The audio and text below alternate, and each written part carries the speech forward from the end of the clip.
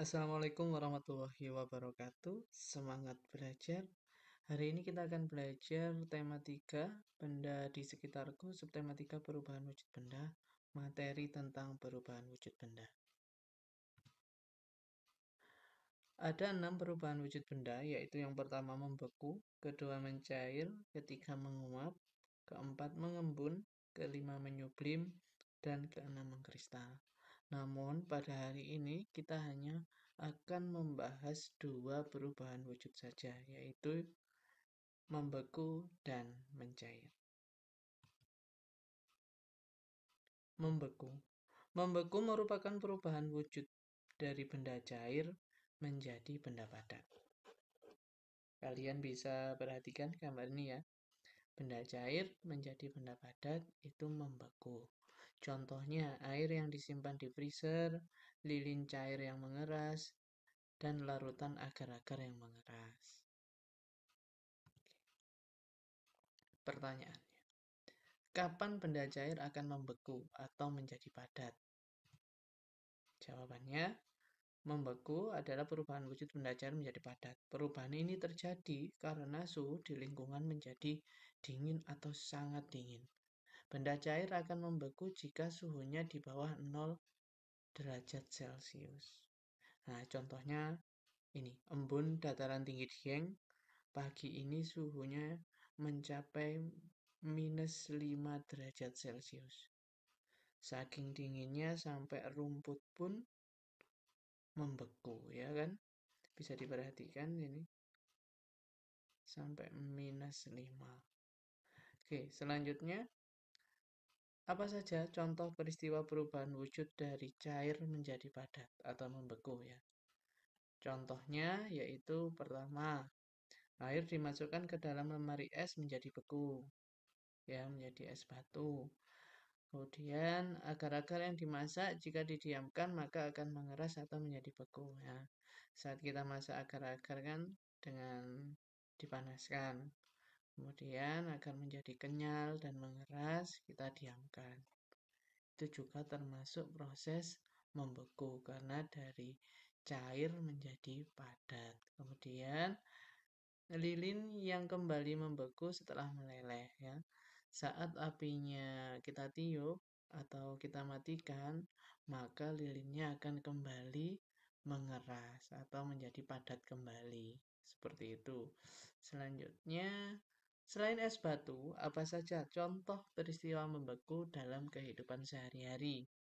Nah, apa saja? Yang pertama yaitu pembuatan aspal jalan ya. Aspal kan pertama dipanaskan dulu, setelah dipanaskan baru di sini diratakan di kerikil-kerikilnya, didiamkan maka akan menjadi padat sehingga bisa menjadi jalan yang kita lewati setiap hari. Kemudian sabun batang, ini sabun batang. Sama prosesnya seperti halnya membuat agar-agar ya. Dari dipanaskan terlebih dahulu, dimasukkan beberapa cairan untuk membuat sabun ini. Kemudian yang ketiga ada keju juga yang terbuat dari susu.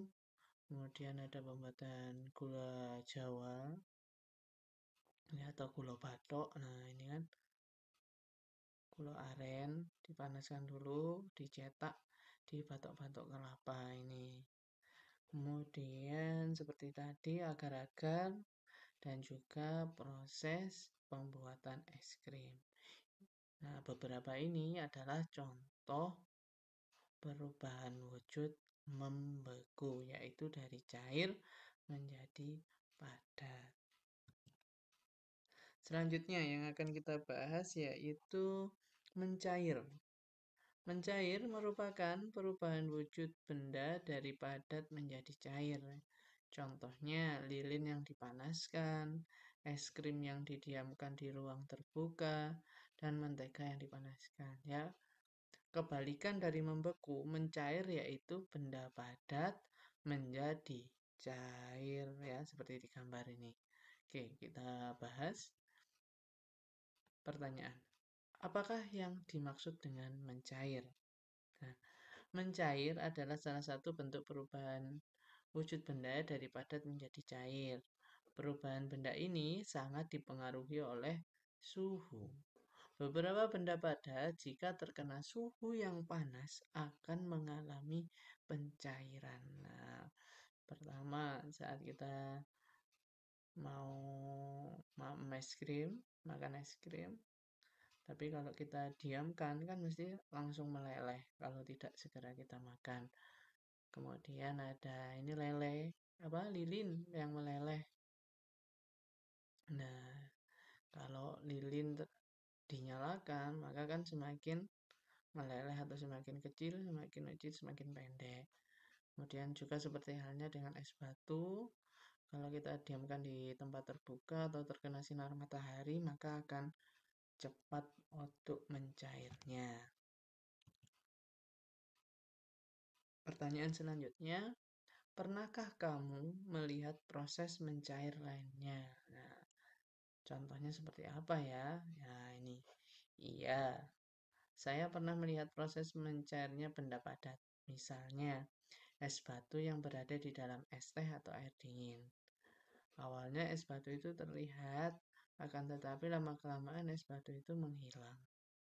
Nah, es batu mengalami proses pencairan ya. Padahal kan kita kalau makan di restoran atau di warung kita beli es teh, nah kan esnya masih apa istilahnya wungkul kan. Nah, lama-kelamaan kan hilang. Nah, itu berarti mengalami proses pencairan. Selanjutnya, proses mencair juga pernah saya lihat ketika lilin terbakar, meleleh. Nah, itu adalah contoh lain dari proses pencairan. Ya kan, lilin yang mencair. Seperti pada gambar ini ya. Sampai habis itu lilinnya.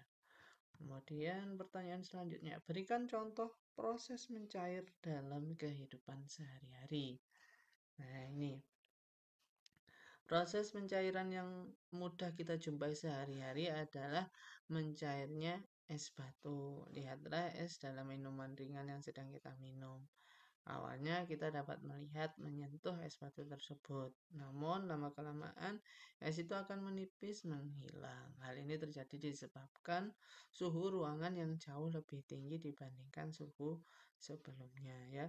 Semakin tinggi suhunya atau semakin panas, maka akan mempercepat proses mencair. Kemudian, proses mencair juga dapat kita lihat ketika mentega ditaruh di wajan yang panas.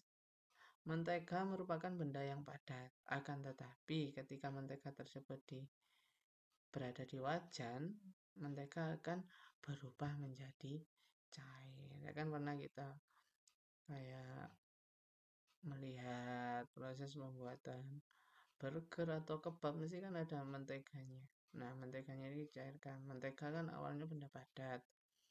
Terus dipanaskan di teflonnya, di wajannya sehingga mencair karena terkena panas dari api yang melewati teflonnya itu. Kemudian pertanyaan selanjutnya, pada pertanyaan sebelumnya, proses mencair terjadi pada es. Apakah proses mencair juga terjadi pada logam? Ya, ini juga penting. Iya, logam juga dapat mencair, seperti halnya yang sudah dijelaskan di atas tadi. Beberapa benda padat dapat mencair jika berada dalam suhu tertentu. Benda logam dapat mencair jika dipanaskan pada suhu mencapai ratusan atau bahkan ribuan derajat Celcius. Nah, ini ya, saat mencairkan logam, prosesnya lebih berbahaya, makanya lebih safety pakai sarung tangan, pelindung badan, pelindung kepala dan mata juga ya. Walaupun logam itu benda yang sangat keras, ternyata juga mengalami proses pencairan atau mencair. Tapi dengan syarat suhunya sampai ratusan bahkan ribuan derajat Celcius. Oke, ini juga ada proses pembuatan cincin juga. Kemudian, nah soal latihan, coba sih dijawab. Ini ada 6 soal latihan.